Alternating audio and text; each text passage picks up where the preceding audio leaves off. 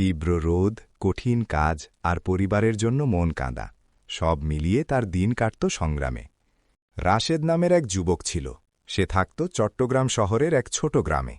পরিবার ছিল গরিব, কিন্তু ভালোবাসায় ভরা। মা প্রতিদিন বলতেন, বাবা, তুমি মানুষ হও, সৎ পথে চলো। একদিন সংসারের কষ্ট দেখে রাশেদ সিদ্ধান্ত নিল সে প্রবাসে যাবে। অনেক কষ্টে টাকা জোগাড় করে সে গেল সৌদি আরবিয়া। প্রথম দিনই সে বুঝল প্রবাস জীবন সহজ না। তীব্র রোদ, কঠিন কাজ আর পরিবারের জন্য মন কাঁদা, সব মিলিয়ে তার দিন কাটত সংগ্রামে। রাতে কাজ শেষে সে আকাশের দিকে তাকিয়ে মায়ের কথা মনে করত। মা ফোনে বলতেন, বাবা, কষ্ট করো, আল্লাহ তোমার পরিশ্রম বৃথা দেবেন না। মাসের শেষে রাশেদ যখন প্রথম বেতন পাঠাল, তার মা কেঁদে ফেললেন আনন্দে। সেই টাকা দিয়ে ছোট বোনের স্কুলের বেতন দেওয়া হল, ঘরের ভাঙা ছাদ ঠিক করা হল। বছর কেটে গেল। অনেক কষ্ট, অনেক ত্যাগের পর রাশেদ দেশে ফিরল।